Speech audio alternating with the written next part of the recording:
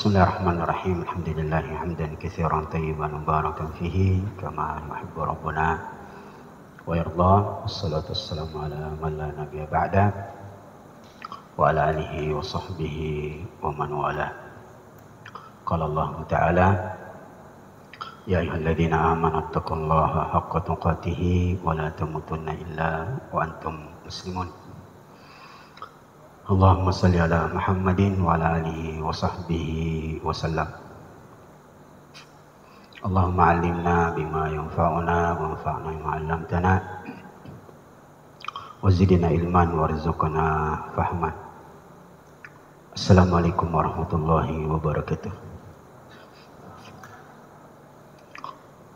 Alhamdulillah, ibu-ibu sekalian, kita memuji Allah Subhanahu wa taala.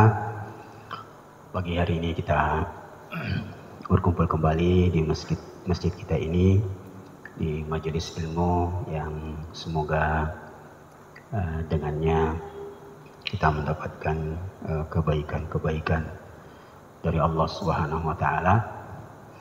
Sebagaimana hadis yang pernah kita sebutkan, man ghada ilal masjid, barang siapa yang bersengaja keluar dari rumahnya menuju masjid untuk yata'allama khairan aw yu'allima, untuk dia mempelajari sebuah kebaikan atau mengajarkannya, maka dia mendapatkan pahala seperti pahala haji, sempurna hajinya. Jadi sedang berhaji ibu-ibu kita sekalian. Apa kabar ibu? Sehat semua ya? Katanya sehat itu singkatan bu ya? Sehat senang hati. Jadi kalau hati kita senang, insya Allah sudah sehat. Ibu sudah sarapan pagi? Iya. Ya. Bakso. Satu kita gembira dari hadis Nabi Sallallahu Alaihi Wasallam. Santai-santai dulu pak ya, pelan-pelan. Kan kita seperti motor Honda dah. Makin panas makin baik. Rasulullah mengatakan, man asbaha sahihal jasad wa wajada quta yaumihi fa ka'annama hizat lahumud dunya wa ma fiha. Itu dalam Sunan At-Tirmidzi. Barang siapa yang bangun di pagi hari dalam keadaan sehat lalu mendapati sarapan paginya, maka sungguh dia bagaikan memiliki dunia dan segala isinya. Nah, jadi kalau bangun pagi habis salat subuh, pagi-pagi jangan lupa sarapan supaya kita jadi orang yang kaya di pagi hari. Ya. Baik. Yang kedua, ibu waktu masuk di masjid salat tahiyatul masjid lagi. Alhamdulillah. Tahiyatul masjid itu ibu-ibu sekalian, sekalipun yang kuat memang jumhur ulama mengatakan dia hukumnya sunnah muakkadah. Tetapi sebagian ulama dia mengatakan wajib. Ya, berdasarkan beberapa keadaan. Bahwa Nabi pernah khutbah Jumat, ada yang masuk langsung duduk, itu disuruh berdiri untuk sholat. Padahal lagi khutbah Jumat. Dalam hadis yang lain, inna min asyratis sa'ah, salah satu tanda-tanda kiamat nanti adalah orang masuk ke masjid langsung duduk, atau menjadikannya jalan kompas. Jadi ada mungkin rumahnya di sebelah, masuk lewat saja, dia tidak salat tahiyatul masjid. Maka disebutkan itu tanda-tanda kiamat. Nah, dari situ sebagian ulama menganggap bahwa tahiyatul masjid itu wajib. Namun sebaiknya memang dilaksanakan sekalipun dia tidak wajib. Baik, pembahasan kita masih mengulang hadis pertama ya. Saya bagi dua nih bagus.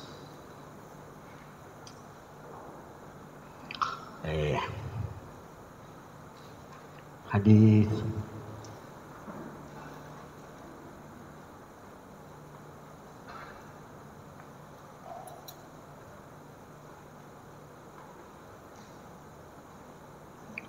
okay.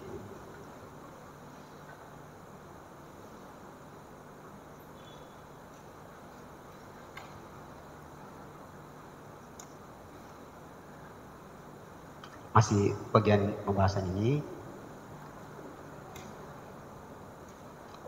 Nggak usah dikasih baris Bu ya, nanti kan ada jadi kita punya toh.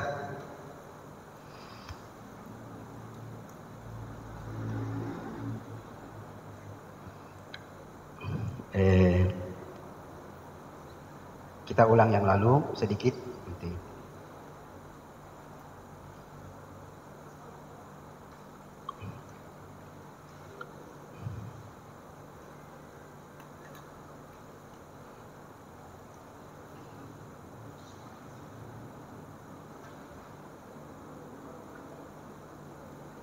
Besar gini Bu, besar gini.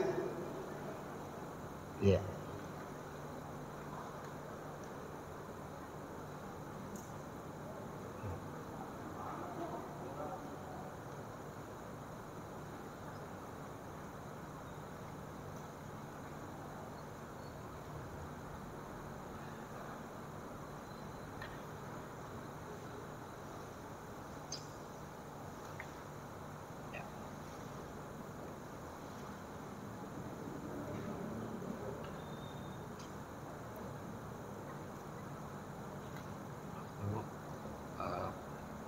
Maksud.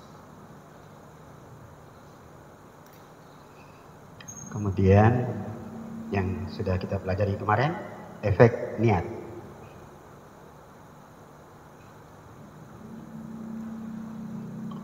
Dia mempengaruhi jenis Bu ya. Betul ya Bu ya? Mempengaruhi jenis pahala. Mudah-mudahan tidak salah. Kemudian mempengaruhi bobot pahala. Kemudian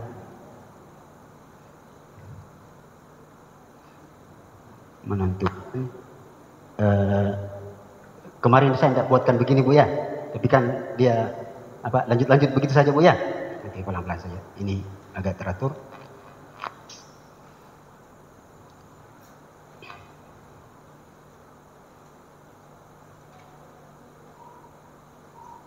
Yeah.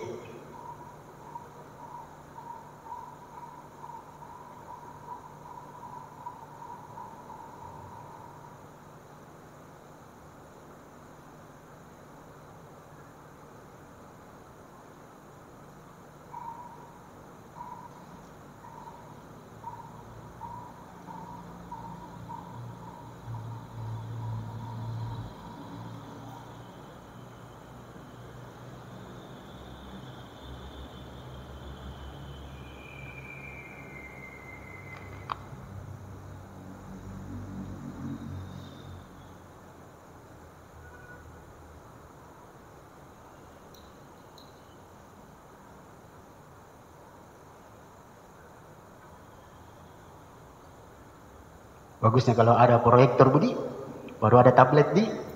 Kalau tidak ada tablet, biar mi kapsul juga tidak apa-apa. Ya, tablet kapsul bagus kayak siapa dulu itu, kayak Mario Teguh di, enak dia nulis, bisa ini mempengaruhi ya.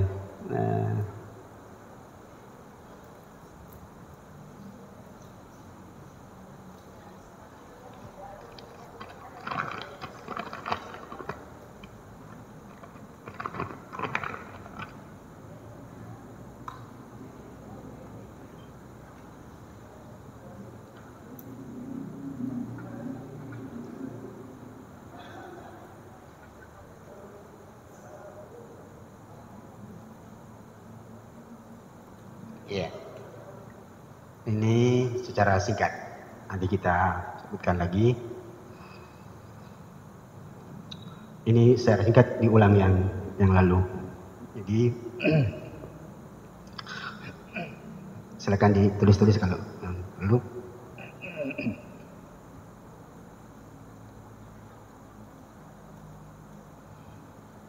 Oh iya.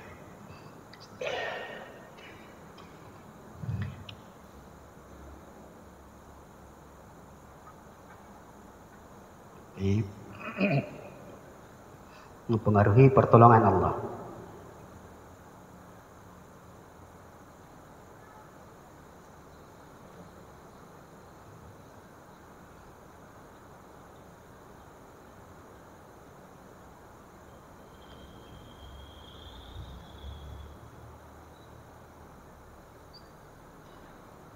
Ya. Jadi nanti balik ke sini. Tapi saya mau agak cepat-cepat sampai di sini supaya jadi ini. Jadi efek niat salah satunya ibu sekalian itu mempengaruhi pertolongan Allah. Dalam hadis disebutkan man istadana thumma nawa tasdidahu takaffalallahu lah. Terjemahannya nanti di sini barang siapa yang berutang lalu dia berniat untuk mengembalikannya, membayarnya, maka Allah akan membantunya menyelesaikan utangnya. Di sini juga jadi pelajaran. Jadi kalau ada orang berniat tidak lunas utangnya, jangan sampai dia waktu berutang memang niat, tidak ada niatnya itu, tidak ada keinginannya untuk membayar. Jadi niat itu mempengaruhi, apalagi masalah utang. Bahaya kita sekarang di Indonesia ya, salah utang piutang. Ya, lebih jago anunya, lebih seram yang berutang daripada yang berikan piutang. Ya. Yang di gua Bu 3 bulan lalu ditagih utangnya, malah keluar bawa parang. Nah, ini bahaya. Jadi akhirnya sudah susah orang kita dapatkan mau memberikan piutang kepada saudaranya. Padahal memberi pinjaman itu lebih besar pahalanya daripada bersedekah. Yeah. Ibu pernah dengar hadis bahwa nanti di hari kiamat ada orang yang ketika diperlihatkan pahalanya ternyata tidak ada jalan lain kecuali dia harus masuk neraka. Yeah. Kemudian Allah bilang, kan nanti di hadapan Allah itu kita semua tertunduk. Wujuhu yawma idzin khashi'ah di surah Al-Ghasyiyah. Lalu Allah mengatakan kepada orang itu, irfa ra'sak, angkat kepalamu. Lalu diangkat, dia lihat pahalanya banyak sekali dan dia akan dibawa ke surga. Lalu hamba itu mengatakan, ya Rabbi ataskharu minni wa anta rabbul alamin. Ya Allah, apakah engkau ingin mengejek saya? Saya tidak pernah melakukan kebaikan seperti ini. Jadi nanti di hari kiamat Ibu, ingatan kita itu kuat sekali.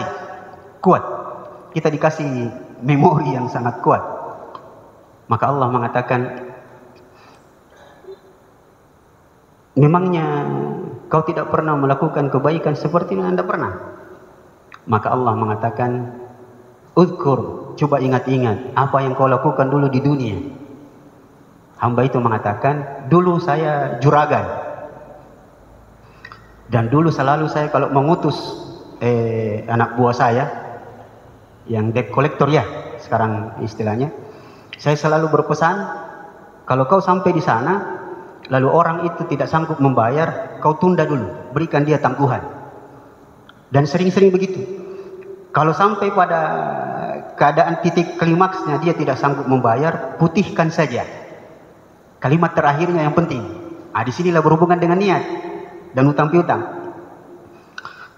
Putihkan saja, la'allallaha, semoga Allah nanti memutihkan dosa-dosa kita. Nah itu dia. Jadi itu pentingnya niat. Jadi nanti setiap kita melakukan perbuatan butuh niatkan.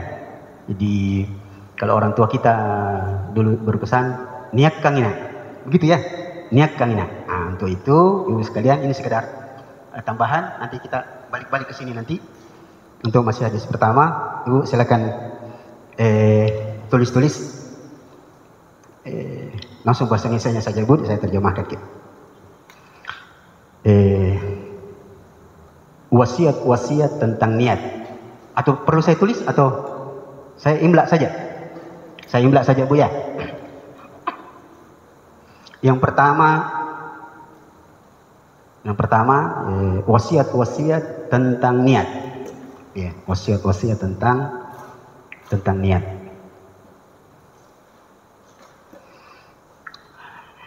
Yang pertama, pelajarilah niat. Pelajarilah niat. Karena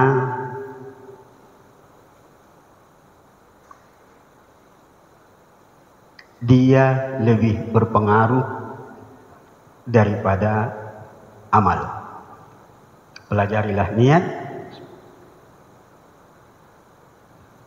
karena dia lebih berpengaruh daripada amal.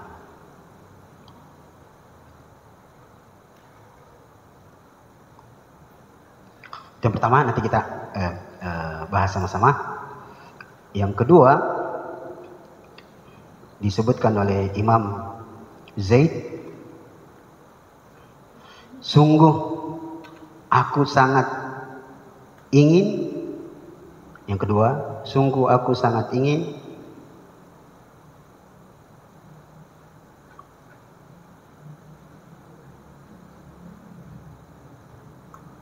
segala perbuatan yang aku lakukan ada niatnya. Sungguh aku sangat ingin segala perbuatan yang aku lakukan ada niatnya. Yeah. Sungguh aku sangat ingin segala perbuatan yang aku lakukan atau kerjakan ada niatnya. Baik. Yang ketiga, sudah Ibu? Terlalu cepat? Pelan-pelan, ya. Berkata Imam At-Ta'i, aku melihat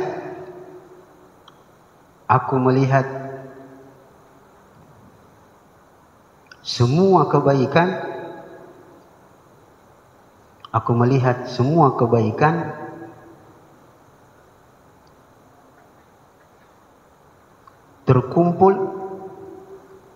terkumpul pada niat yang baik.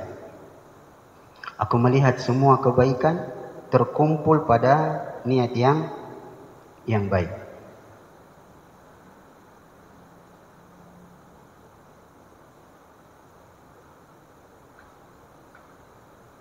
Yang terakhir, Ibu.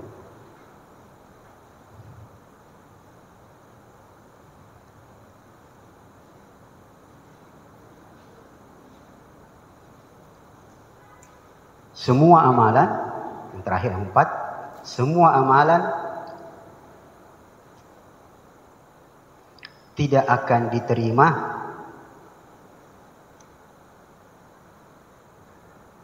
dan tidak akan baik. Semua amalan tidak akan diterima dan tidak akan baik kecuali dengan 3 hal. Kecuali dengan 3 hal. Yang pertama, ketakwaan. Semua amalan tidak akan diterima atau tidak akan baik kecuali dengan 3 hal. Yang pertama, ketakwaan. Yang kedua, niat. Yang ketiga, sesuai petunjuk Nabi. Sesuai petunjuk Nabi. Ya. Kita jelaskan pelan-pelan, nanti akan kembali lagi ke bagian pertama di papan tulis. Yang pertama, Ibu-ibu sekalian, bahwa pelajarilah niat itu. Karena niat itu lebih, apa saya bilang tadi situ? Berpengaruh daripada sebuah amalan. Jadi, karena niat akan mempengaruhi diterima atau tidaknya, sah atau tidaknya, juga bobot pahalanya. Dalam pengertian lain, bahwa kadang-kadang niat itu jauh lebih baik daripada amalan itu sendiri. Jadi niat yang baik, selama kita niat yang baik, kadang-kadang niat itu sendiri jauh lebih baik daripada amalan. Jadi semua perbuatan yang kita niatkan, selama sudah kita niatkan, terkadang niatnya itu jauh lebih baik dan lebih mudah diterima dan lebih berpahala daripada amalan itu sendiri. Kenapa? Karena ketika orang beramal boleh jadi diganggu.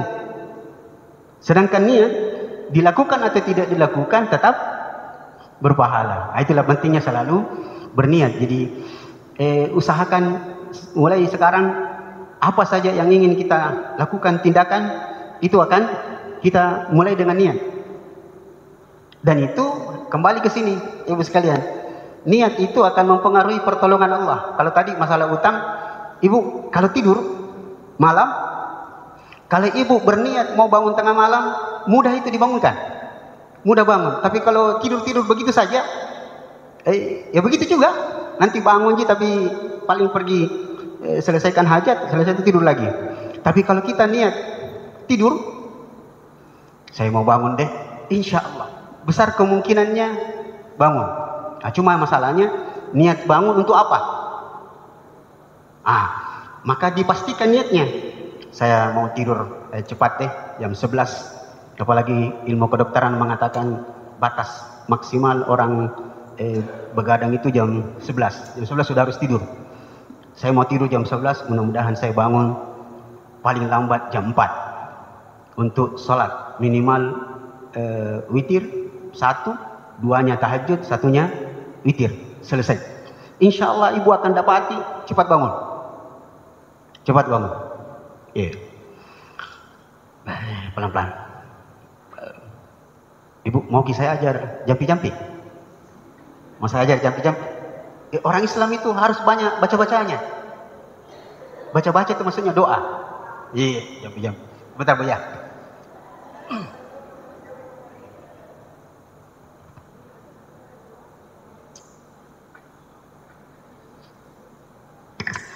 Ibu, biasa dapati keadaan begini Bu. Ada mau kita kerja, tapi itu kerjaan susah sekali. Mirip-mirip kalau mau kita kasih masuk benang dalam jarum. Susah nah. Biasa itu dada kayak sesak ya. Susah nah. Mau kita tahu apa jampi-jampi dah? Doanya itu gampang sekali Bu. La haula. Itu doanya. Itu doanya. Itu pekerjaannya mau. Ibu pernah berada pada keadaan yang sedikit frustrasi. Kenapa ini? Susah aku rasa hidup. Pernah begitu Bu? Pernah ya? Mau kita tahu jawabannya? Jampi-jampi nah. Langsung data itu menjadi baik. Tapi dengan satu syarat nanti.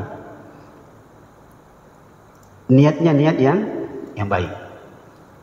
Doanya ibu selalu baca. Kalau ibu selalu baca zikir pagi dan petang, ada di situ.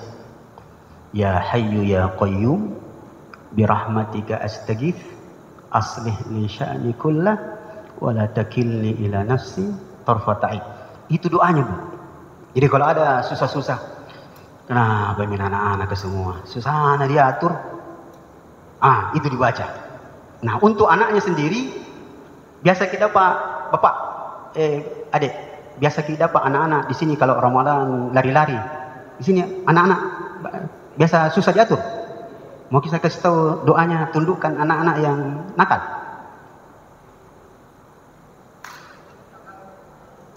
Kalau ada anak-anak susah diatur, ini doanya. Surah Ali Imran ayat berapa ini ya? Sebentar beda. Afa ghaira dinillahi yabghuna walau aslama. Sekitar 82. Coba di Ali Imran 82. Pelan-pelan buat, dapat ya? Nanti sampai ke masalah niat. Saya cari lagi.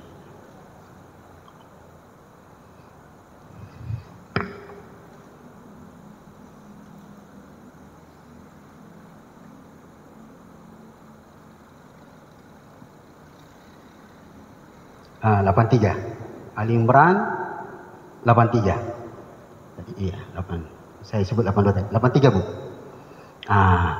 Sebenarnya ayat ini, Ibu termasuk Bapak-bapak, itu doa untuk menundukkan binatang ternak yang lagi liar. Jadi kalau nanti Idul Kurban kemudian ada binatang yang agak susah diatur, susah diikat, itu dibacakan. Ternyata ayat ini juga menjadi doa untuk menundukkan anak-anak yang liar. Kalau susah diatur, dibacakan ini. Telinganya, langsung dipajang telinganya. Afa ghaira dinillahi yabghuna wa lahu aslama ma bis samawati wal ardi taw'an wa karahan wa ilahi yurja'un. Insyaallah. Tenang itu. Dan saya dapatkan ini dari seorang bapak-bapak 83 ya. 83. Di ujung. Iya, itu sudah doanya. Kalau ada binatang yang agak liar, saya pernah ceramah, tiba-tiba ada bapak-bapak, dia bilang, itu Ustadz doa untuk menundukkan binatang liar. Saya bilang iya. Dia bilang, itu kakek saya biasa menggunakannya kalau ada anak-anak yang liar di masjid. Saya bilang cocok memang. Nah, cuma ada kisah lucu, Bu. Ada bapak-bapak, dia baca ayat itu.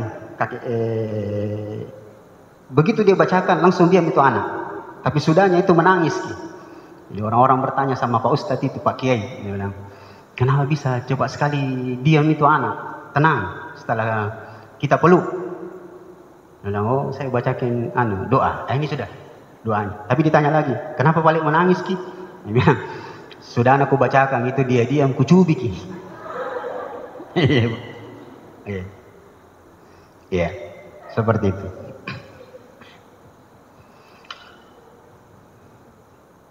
Baik, itu ibu sekalian, bahwa pelajarilah niat, karena seringkali niat itu jauh lebih baik daripada perbuatan itu sendiri.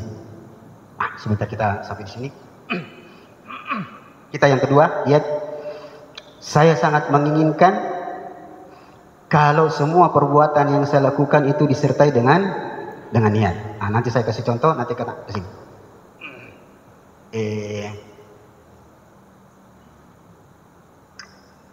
Ada orang biasa, Bu, karena dia pahami bahwa apapun yang dilakukan anak itu pahalanya langsung ke orang tua, begitu ya? Dan itu betul. Jadi apapun kebaikan anak, maka pahalanya mengalir secara otomatis kepada orang tua. Tetapi dia akan mempengaruhi bobot pahalanya jika disertai dengan niat. Jadi kalau misalnya ibu mau bersedekah, pastikan dengan niat bahwa ini sedekah untuk siapa? Atas nama siapa?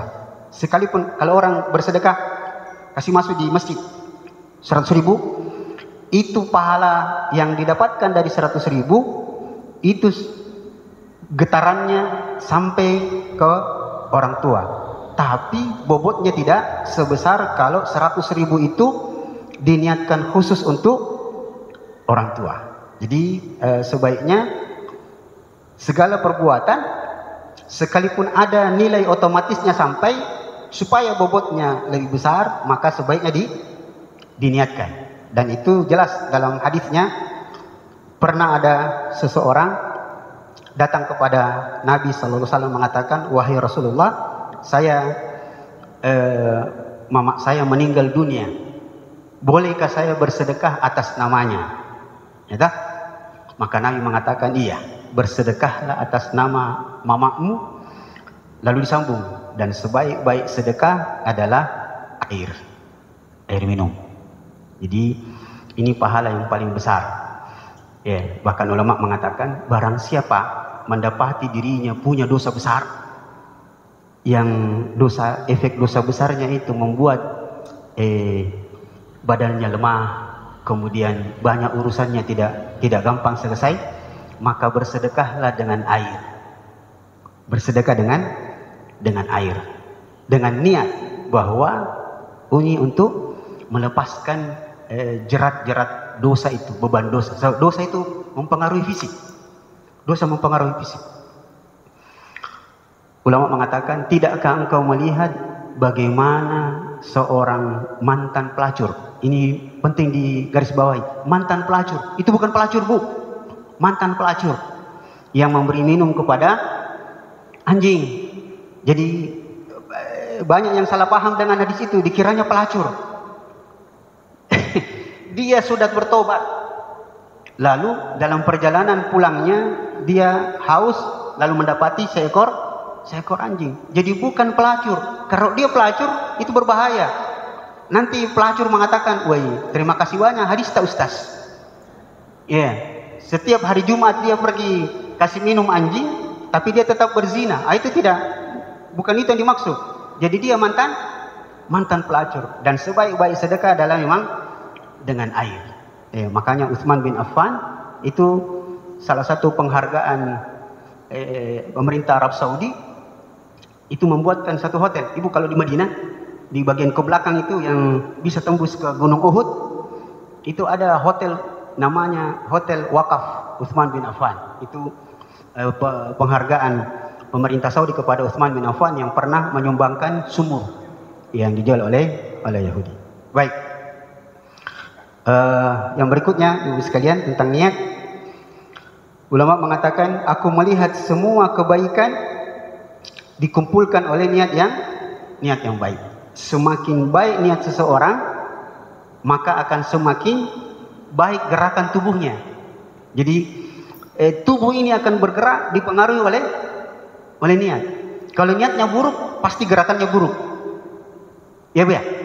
Itu secara psikologi. Kalau niatnya baik, pasti gerakannya adalah gerakan yang baik. Ya. Coba sederhana saja.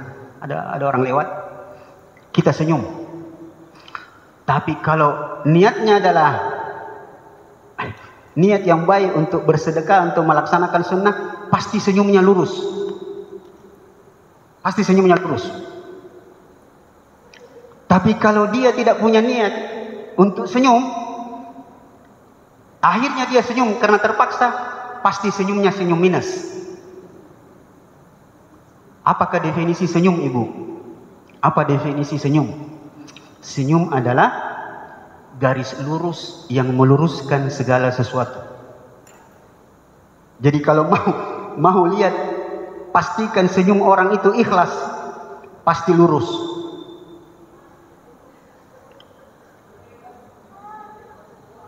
Ndak bengkok Ibu, bengkok. Senyum sini. Senyum lurus artinya ndak mesti lurus simetris, ndak mesti. Iya, senyum yang ikhlas. Senyum yang ikhlas itu karena niatnya yang benar. Dan ternyata Ibu coba cek kembali di internet, ada dulu dokter ahli otak yang sebenarnya lebih jago daripada Ibu Aisyah Dahlan.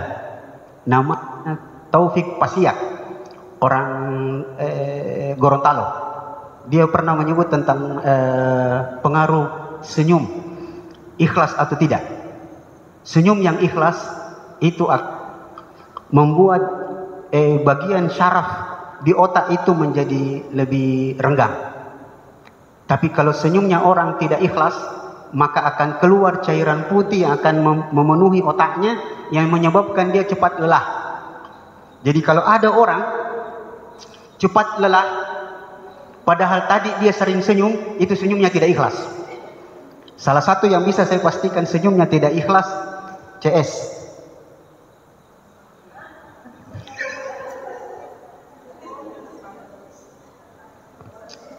Bisa dipastikan.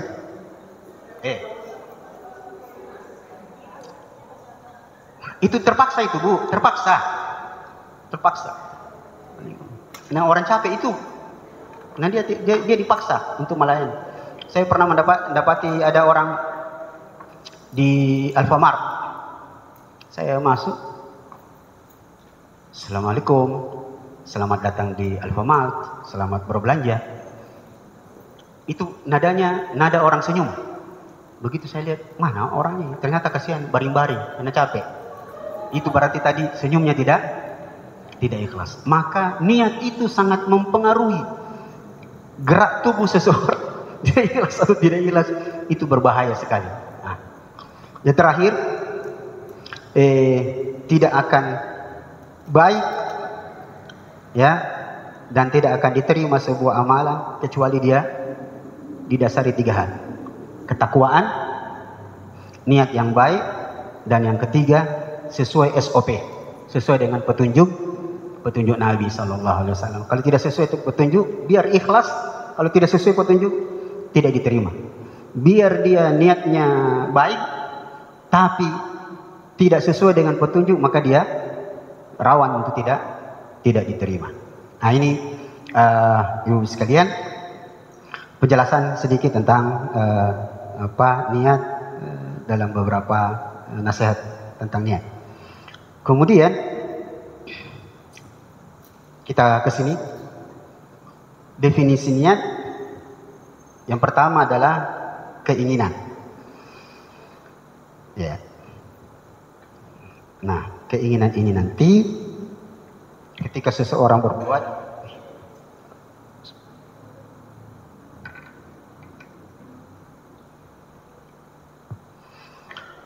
kalau urusan akhirat, ada orang melakukan satu perbuatan, niatnya dunia, ada orang melakukan karena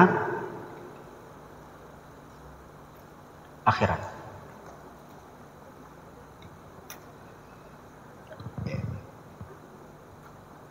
Boleh enggak, Bu, kita melakukan satu perbuatan memang tujuannya dunia, tidak ada akhiratnya? Boleh tidak? Boleh. Nah, cuma sayangnya kalau satu perbuatan dilakukan betul-betul hanya untuk dunia saja, tidak ada akhiratnya, itu sah, hanya saja nanti tidak ada bagiannya di akhirat. Surah Al-Baqarah ayat berapa ini ya? Wa minhum man yaqulu rabbana atina fid dunya wa ma lahu fil akhirati min khalaq. Ada orang kalau berdoa rabbana atina fid dunya, berhenti. Maka orang seperti ini hanya akan mendapatkan dunia, tidak dapat bagian di akhirat. Ada orang begitu, kami memang, Bu. Dia cari bekerja keras hanya untuk dunia. Tidak ada memang keinginannya untuk akhirat. Ada? Ada. Saya tahu ada satu orang dukun terbesar di Samarinda. Bahkan dia dukun paling besar di Indonesia. Di Samarinda tinggalnya dekat Sungai Mahakam. Betul sekali. Ibu tahu? Yeah. Dan dukun itu semua pejabat pemerintah Indonesia pernah ke sana. Terakhir Pak Wiranto. Dan semua yang ke sana pasti jadi sesuai dengan tumbalnya. Stresinya yang saya mau, saya waktu lewat di situ dikasih lihat sama teman. Lihat rumah istana itu, Ustaz. Aku bilang iya. Itu yang punya dukun. Orang kita, orang Bugis. Dan dia bersepupu dengan seorang ustadz besar di Samarinda. Sudah meninggal. Rumahnya penuh dengan mobil, penuh dengan hiasan, mobil mewah ada semua. Dan sudah diingatkan, stresinya adalah sudah diingatkan sama Pak Ustadz, kenapa kok begitu? Dia bilang, memang begitu? Tidak, maksudnya kau tidak takut dengan akhirat? Dia bilang, memang tidak. Yang saya inginkan memang semua ini adalah untuk dunia. Maka ini yang didapatkannya, siapa saja yang berusaha untuk dunia, Allah akan kasih. Tapi sayangnya di akhirat dia tidak dapatkan. Coba kita lihat ayatnya, saya sempat catat-catat tadi. Surah apa ini? Man kana yuridu dunya halatad dunya nuwaffi ilaihim a'malahum. Saya tidak sempat tulis surah apa ini. Sebentar saya cari kaki. Kayaknya gampang ini. Baik. Nuwaffi ilaihim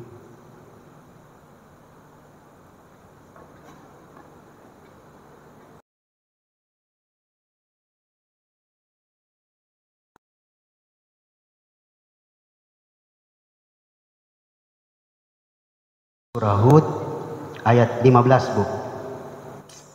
Ibu bisa lihat surah 11, surah Hud, Yunus, ya, surah ke-11 ayat 15. Barang siapa yang menginginkan kehidupan dunia dan perhiasannya, maka kami akan penuhi keinginannya sesuai dengan amalannya, dan dia tidak akan dirugikan. Jadi kalau ada orang bekerja untuk dunia, dikasih. Selama dia berusaha, dikasih. Berusaha saja, Anda akan dapat. Tetapi di akhirat tidak dapat jatahnya di akhirat kelak. Ya.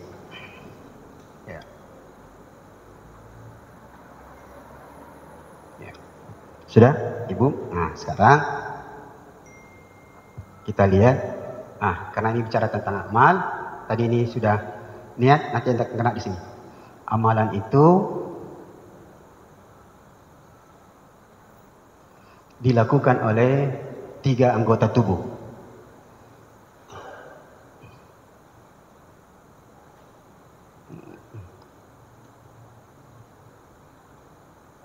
Lisan, dan tubuh secara umum,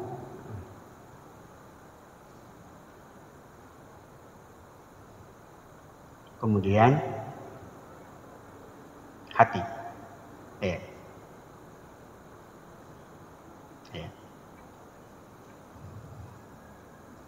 Lisan, misalnya amalan lisan, dan nanti akan berhubungan dengan zikir,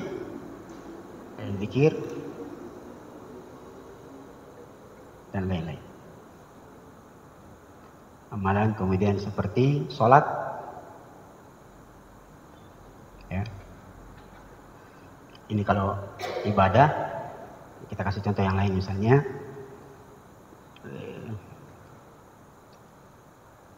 ini zikir yang nanti nilainya ibadah, nanti sekedar ngobrol. Ini misalnya mandi, nanti contohnya seperti kemarin. Inilah amalan hati, yang berhubungan dengan niat dan ikhlas. Ya. Bisa nanti dipahami? Jadi amalan yang tercipta dari tubuh kita ini itu dibagi 3 oleh ulama. Amalan yang dilakukan oleh lisan, kalau dia berupa zikir, nanti dia akan mempengaruhi pahala. Sedangkan kalau lisan ini digunakan hanya sekadar ngobrol dan tidak ada zikir di dalamnya, maka dia menjadi amalan yang sia-sia. Tetapi jika ngobrolnya ini ada pembahasan tentang agama, maka disinilah obrolan yang biasa menjadi sebuah pahala. Itu maksudnya. Bisa dipahami? Yang kedua, amalan tubuh secara umum seperti sholat. Inilah yang langsung mendapatkan pahala. Nanti niatnya akan mempengaruhi bobot pahala. Kalau dia melakukan sholat dengan baik, niatnya ikhlas, maka dia akan sempurna pahalanya. Kalau tidak, nanti dihubungkan dengan niatnya. Contoh yang lain, amalan umum, mandi. Kalau orang mandi, sekedar mandi, bersih-bersih, maka dia tidak mendapatkan pahala. Tapi kalau dia mandi berniat supaya dia bisa lebih segar ketika mendirikan sholat, maka barulah mandi ini menjadi pahala. Disinilah ya fungsi fungsi niat. Itulah sebabnya tadi kita sebutkan, ulama mengatakan, saya menginginkan ya semua amalan yang saya lakukan itu disertai dengan niat. Maka usahakan semua perbuatan, sampai pun itu amalan dunia, amalan umum, itu disertai dengan niat. Saya makan mudah-mudahan bisa lebih segar, bisa lebih sehat untuk beribadah. Baik.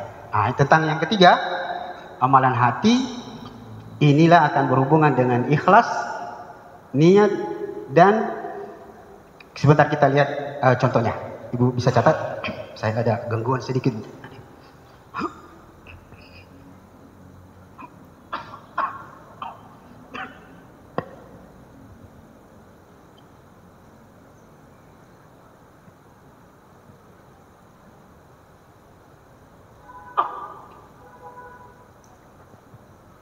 Kita dengarkan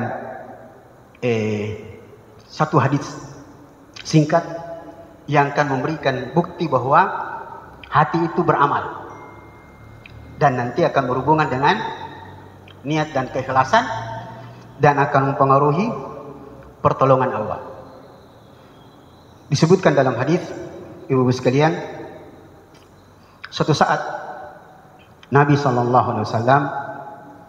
duduk-duduk di masjid selesai sholat. Jadi tidak benar kalau Nabi itu selesai sholat langsung pulang, tidak benar. Yeah. Yang nanti akan berpengaruh pada perselisihan ulama, apakah ada doa setelah sholat wajib. Pernah dengar polemik itu? Apakah Nabi pernah memimpin doa atau tidak? Tapi seterusnya kita tentang amalan, tentang niat. Satu saat Nabi SAW setelah memimpin sholat, itu beliau membalikkan tubuhnya seperti ini. Dan ini sunnah yang jarang dilakukan oleh imam-imam sekarang. Itu imam yang tetap menghadap ke kiblat. Itu kurang bagus. Yang benar itu membalikkan tubuhnya. Tiba-tiba, ibu sekalian, Nabi bersabda, "Sayatla alaikum rajulun min ahlil jannah." Saudara-saudaraku, ya begini modelnya. Sebentar lagi akan masuk seorang laki-laki yang pasti masuk surga. Betul, tak lama kemudian masuk seseorang menenteng sendalnya yang sederhana itu, sendal jepit, wajahnya masih basah dengan air wudhu. Dia sholat 2 rakaat, terus salam kepada Nabi, pulang. Hari pertama. Hari kedua, begitu lagi Nabi. Sebentar akan masuk di tengah-tengah kalian seseorang yang pasti masuk surga. Ditunggu-tunggu, ternyata yang masuk yang kemarin juga, dengan penampilan yang hampir sama. Salat 2 rakaat, dan ini sebagai bukti bahwa pentingnya salat tahiyatul masjid, ibu sekalian. Salat 2 rakaat, kasih salam sama Nabi, tabe, pulang. Hari ketiga, begitu lagi Nabi. Disebutkan dalam hadis itu, dalam Sunan At-Tirmidzi, ada sahabat namanya Amr ibn al-As. Ini kisahnya jam berapa, Bu? Sampai jam berapa ini?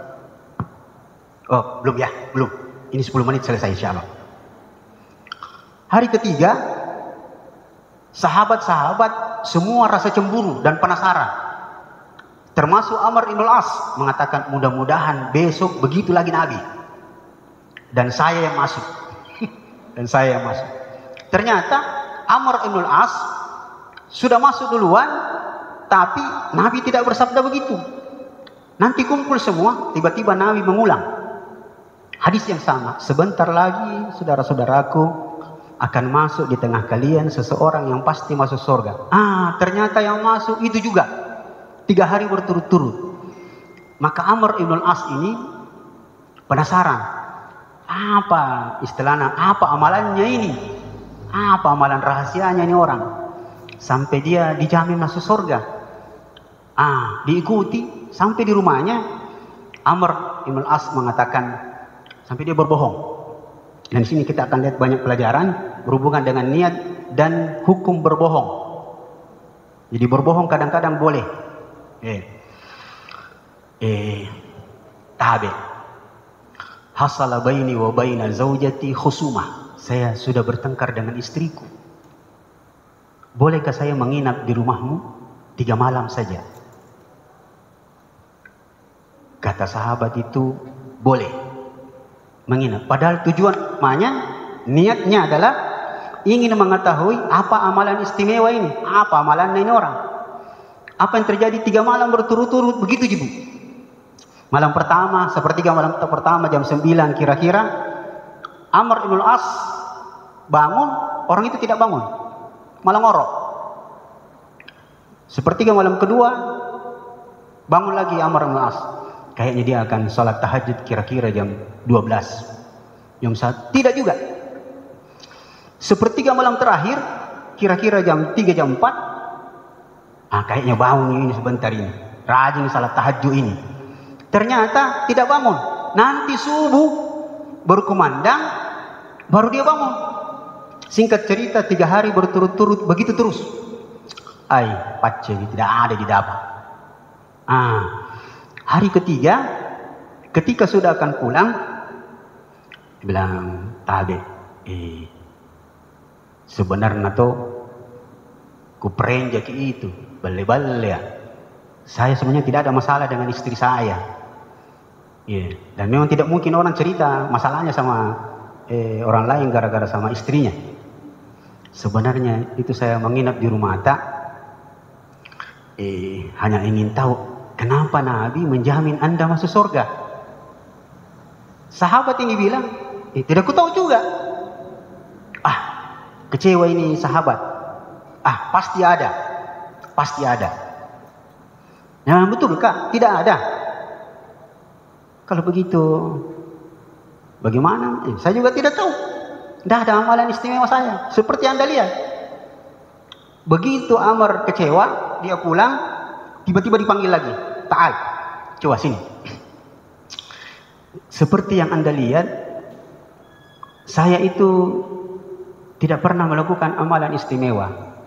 Siap hari saya tidak berpuasa seperti puasanya sahabat, karena saya butuh fisik yang prima untuk bekerja. Malam juga saya tidak salat tahajud karena saya capek. Saya butuh fisik yang prima untuk salat subuh. Sudah itu saya kerja. Tapi ada satu perbuatan yang tidak pernah saya tinggalkan. Di sini pentingnya. Satu perbuatan tapi dia 2 poin. Pertama, saya tidak pernah naik ke pembaringan saya kecuali saya berada dalam keadaan berwudu. Itu penting, Bu. Ini selalu kita dengar hadisnya. Tapi izinkan saya menyebutkan ujung hadis yang perlu selalu kita bergembira dengannya. Sebenarnya Nabi mengatakan, man nama ala firashihi wa yatatahhar, siapa yang berwudu sebelum dia tidur, kalau dia mati mata ala taharatin. Jadi siapa yang tidur dia berwudu sebelum tidurnya, kalau Allah menakdirkan dia mati, maka dia mati dalam keadaan suci. Itu yang dimaksud. Jadi sebenarnya dia isyarat bahwa sebaiknya berwudu selalu. Berwudu selalu. Biar bukan untuk tidur, untuk keluar kemana-mana juga itu penting. Yang kedua, ini disinilah hebatnya. Berhubungan dengan hatinya, amalan hatinya. Saya itu kalau malam sudah berbaring, saya mengangkat tangan saya ke langit, lalu mengatakan, ya Allah, ampunilah dosa-dosaku, dan seterusnya di sini. Saya memohon kepadamu bahwa saya telah mempersaksikan diriku kepadamu, ya Allah, saya telah memaafkan semua orang yang telah bersalah kepadaku dan orang-orang yang berniat untuk melakukan kesalahan kepadaku. Itu susah itu. Amr mengatakan, itu dia. Itu yang susah. Itu yang susah. Dia hatinya itu lapang untuk memaafkan semua orang yang bersalah. Kalau yang mana lebih berat, kamu meminta maaf atau memaafkan? Memaafkan tapi kayaknya minta maaf juga susah. Ibu, salah ke kuliah, minta maaf sama itu ibu. Aja, bukan saya salah, iya toh? Atau dia adik, saya kakak, itu bikin gengsi. Tetapi sebenarnya setelah kita tahu ini, kelapangan hati itu, kemampuan untuk berlapang dada, itu masuk dalam konsep niat yang menyebabkan dia masuk surga. Jadi perbaiki niat, maksudnya perbaiki hati. Nah ini ibu sekalian, pelajaran penting dalam agama kita. Itulah sebabnya Imam Syafi'i mengatakan hadis ini innamal a'malu binniyat, seperempat agama. Seperempat agama, karena masuk semuanya, Jadi jadi niat ini berhubungan dengan hati, maksudnya kelapangan dada, niatnya baik dan dia penuh dengan keikhlasan. Jadi dan ini susah itu memaafkan orang, Budi. Kalau cuma salah-salah biasa dia. Iya. Biasa kadang-kadang ini pengalaman pribadi. Ustaz, minta maaf Ustaz. Iya. Tapi hati masih dongkol. Itu berarti kita belum ikhlas nih. Iya. Jadi jangan selalu menyangka diri tak baik kalau belum begitu. Bu, percaya kalau orang baik itu cepat mati. Orang baik memang. Dulu Bu, saya tidak, kalau ditanya orang, apa betul Ustaz orang baik cepat mati? Saya bilang, bukan sebenarnya itu masalah perasaan saja. Kenapa kita menganggap orang baik itu cepat mati, orang jahat lama mati? Karena orang baik itu kita masih menginginkan kebaikannya, dia sudah pergi. Orang jahat itu kenapa lama mati? Karena mau sekali dia mati, tidak mati-mati. Itu masalah perasaan. Tapi ternyata saya dapatkan terakhir setelah ada kisah tentang salah satunya yang ini, itu menunjukkan bahwa memang orang baik cepat mati. Kenapa orang baik cepat mati? Karena rumahnya di sorga sudah selesai. Jadi kalau belum pergi mati Bu, belum pergi baik, karena belum bisa selesai rumah di sorga. Dan ini pelajaran penting. Jangan pernah mengklaim diri sudah baik. Yeah. Jadi itu perlu di sini niatnya itu. Yeah. Kenapa selalu dapat begini saya nak baik mau kurasa? Perasaanmu begitu baik. Bukti kau belum baik, belum mati. Belum mati. Kenapa? Rumah kita belum selesai di sorga Bu, belum. Iya. Dan tidak apa-apa juga. Mudah-mudahan ini kesempatan untuk kita lebih baik. Jadi kalau ditanya ke orang, apa Anda orang baik? Sedang menuju ke sana.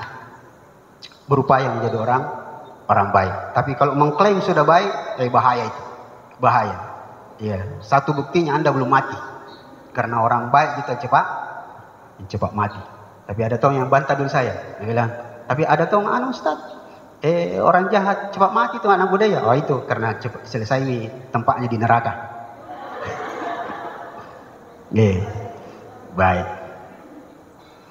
Baik itu Bu, beberapa penjelasan.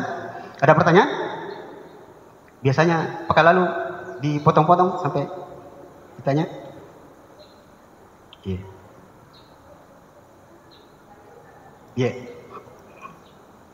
Iya Bu.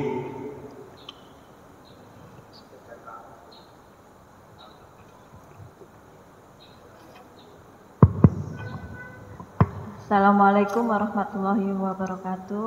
Waalaikumsalam warahmatullahi wabarakatuh. Syukuran atas kesempatannya Ustadz. Yang saya tanyakan ini mengenai keikhlasan dan niat ya Ustadz ya. Tadi sempat disinggung tentang hutang piutang ya Ustadz. Iya.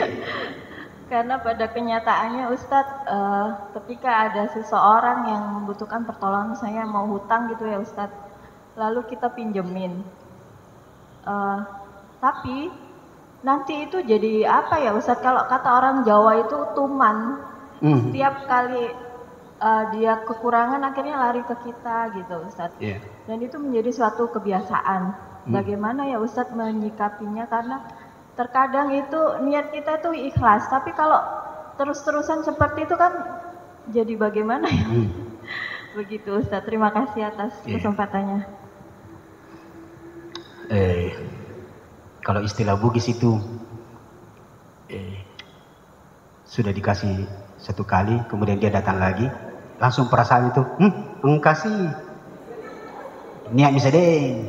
Nah, itu yang akan mengganggu keikhlasan. Maka memang agama kita ini agama yang adil. Jadi harusnya hadis-hadis yang menerangkan tentang keutamaan memberi utang itu diambil oleh orang yang memiliki harta kelebihan. Sedangkan hadis-hadis yang melarang berutang itu harusnya dimiliki oleh dan dipegangi dengan baik oleh orang yang tidak punya.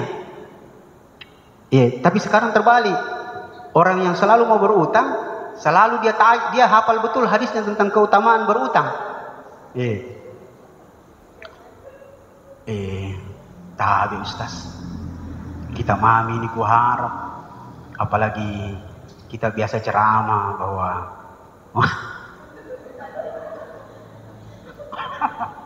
memberi utang itu pahalanya besar. Saya kalau begitu agak sulit juga membantah. Saya bilang, hati-hati Ki. Rasulullah mengatakan, man istadana liyastakfir. Barang siapa yang berutang, meminta-minta hanya untuk memperbanyak, nanti di hari kiamat dia bangkit dalam keadaan wajahnya tidak berdaging. Bahkan dikasih panjang kukunya hanya untuk mencakar. Tidak punya rasa malu. Tapi mereka hafal betul itu hadis tentang keutamaan memberi utang. Jadi datang terus. Nah, ini tidak baik.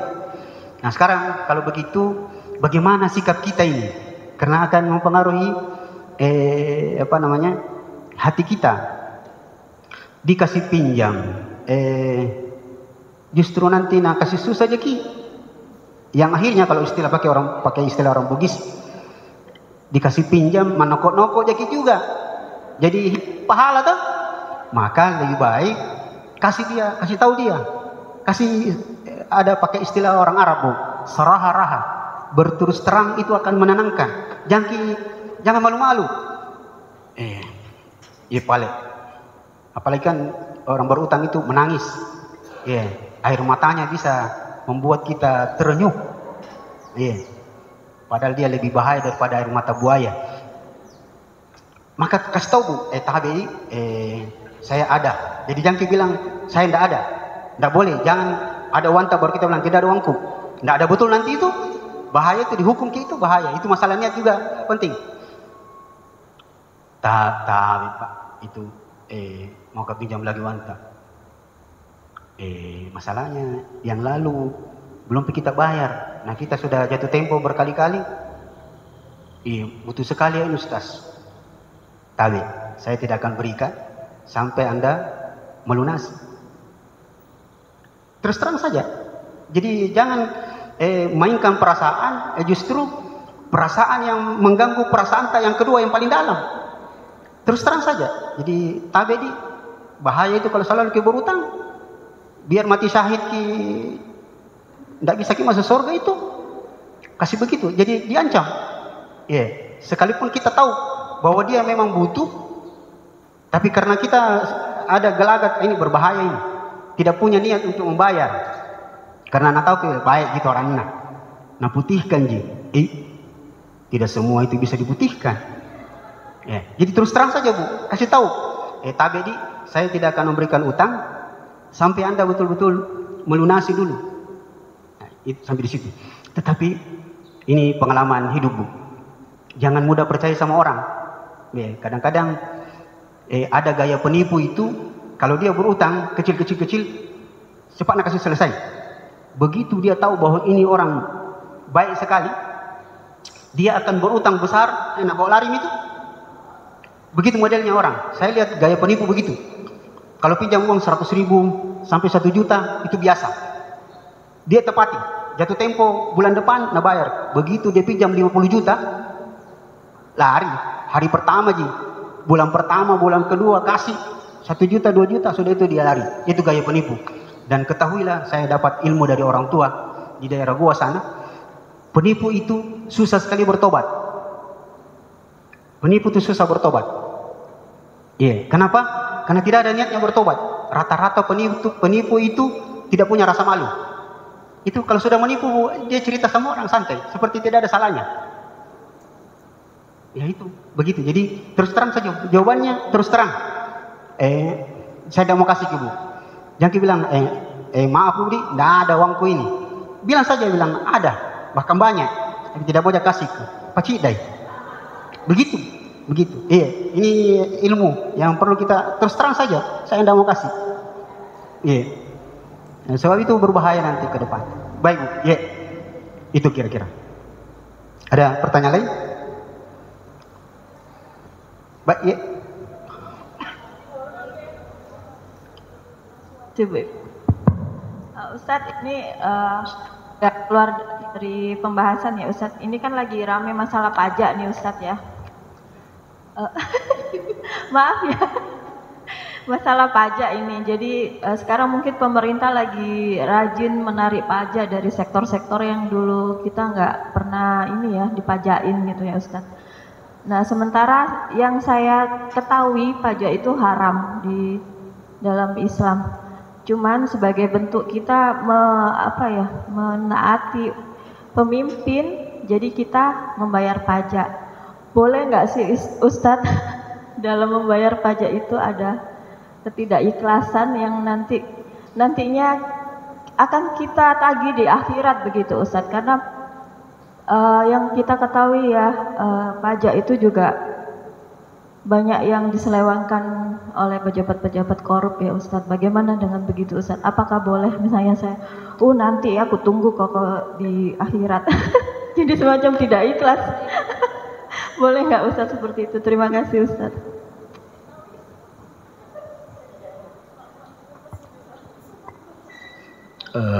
Bismillahirrahmanirrahim. Yang dijelaskan ulama beberapa waktu lalu saya sempat mendapatkan tentang fatwa itu, bahwa masalah pajak yang berdosa itu adalah yang memungut pajak. Adapun kita yang membayar karena kita terpaksa, maka kita tidak berdosa membayarnya karena kita dipaksa. Jadi yang memungut pajak itu dosanya besar, sampai saking besarnya suatu saat Nabi merajam seorang sahabat yang berzina. Tiba-tiba, kalau saya tidak salah Khalid bin Walid itu melaknat sahabat yang dirajam itu. Kenapa kau begitu sekali? Semoga Allah melaknatmu. Sambil dia melontar batu. Apa kata Rasulullah? Mahlan ya Khalid. Tenang. Pelan-pelan, pelan-pelan, sungguh.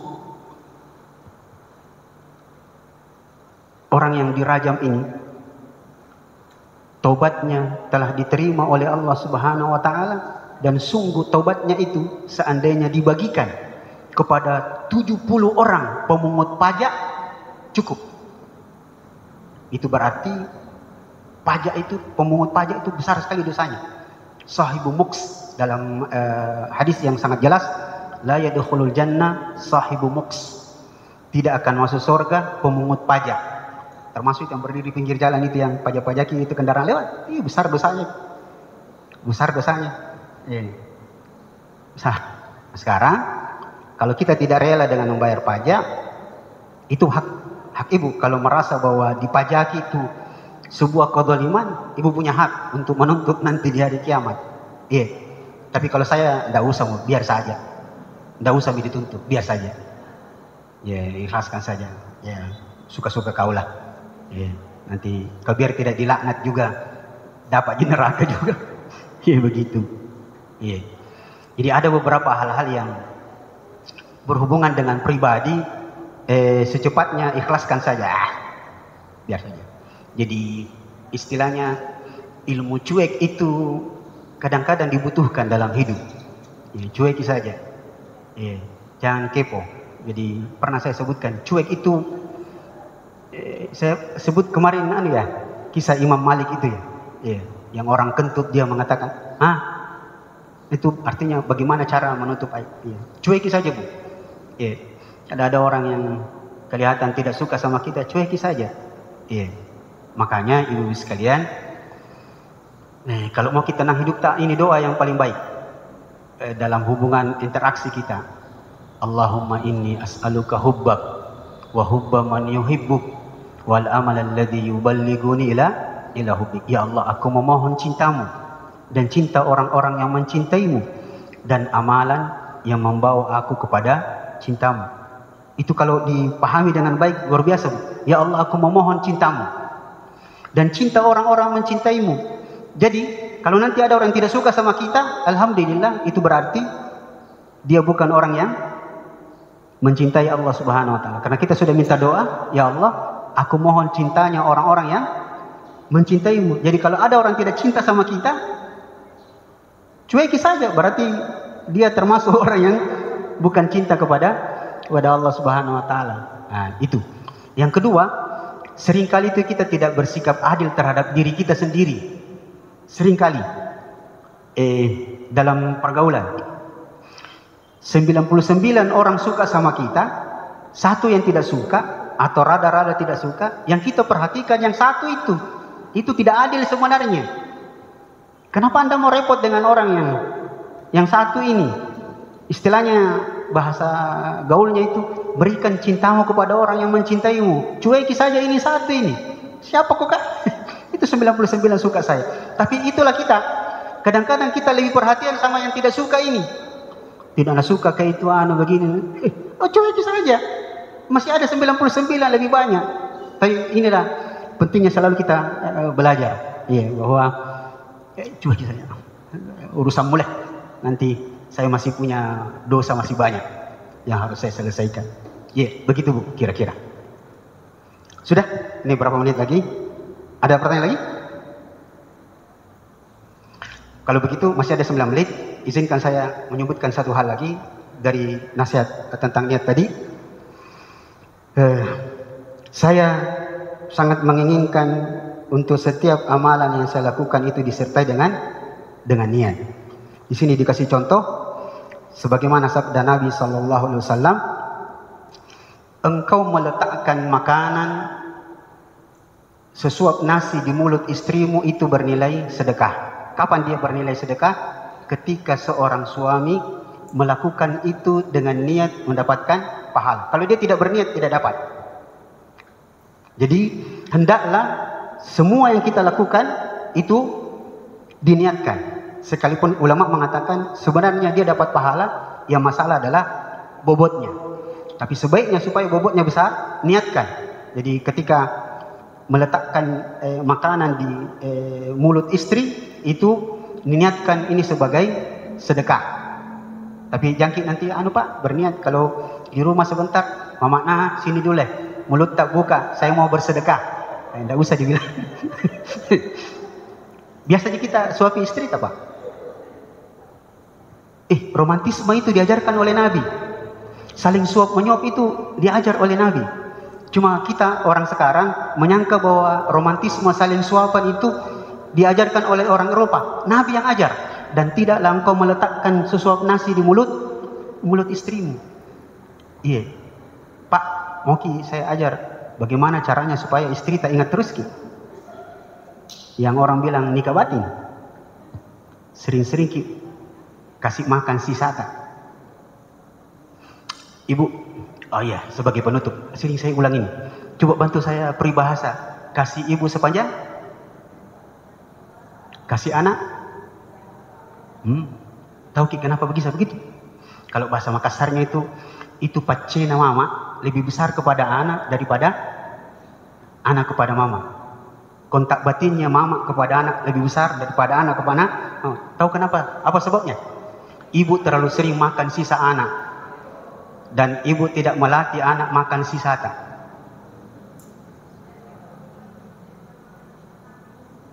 Itu tidak benar.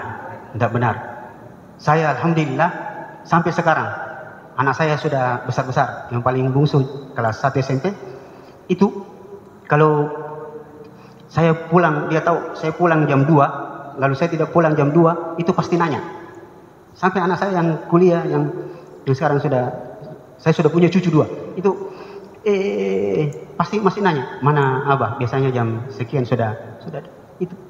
Nah, itu biasakan. Jadi kalau makan sama anak tak pelan-pelan tuh. Itu saya biasa. Dulu orang gaya istri saya itu gaya orang tua dulu. Itu kalau ada makanan, dia tidak izinkan anaknya untuk makan duluan sebelum bapak. Jangan kau dulu. Bapakmu dulu, abimu dulu. Saya bilang tidak. Duduk ke situ, duduk. Duduk semua situ. Itu ikan bakar biasa. Mau nak caplok duluan. Sebentar, nak. Sebentar. Sini. Gitu. Alhamdulillah kontak batinnya anak itu kuat sekali. Begitu juga dengan suami. Kalau mau kita selalu nanya suami tak butuh, ya, dan dia akan susah untuk meminta ibu untuk ikhlas seperti yang dibilang 2 pekan lalu. Kasih itu gaya bukan cuma ada di Jawa, di Bugis ada, Bu. Itu kalau sudah akad nikah disuruh masukkan, itu sebenarnya maunya. Jadi biasakan anak tak makan sisa tak. Kita terlalu penyayang, Ibu. Itu kan bukti di lapangan, Bu. Saya dulu besar di Latimojong. Itu anak-anak orang Cina itu yang punya toko bahan bangunan dan segala macam. Itu anaknya lebih dekat kepada pembantunya daripada orang tuanya. Tahu kenapa? Saya selalu perhatikan. Itu pembantu, Bu, kalau nasuapi anak majikannya, panas itu nasi, panas ki. Apa dia lakukan? Kasih masuk dulu di mulut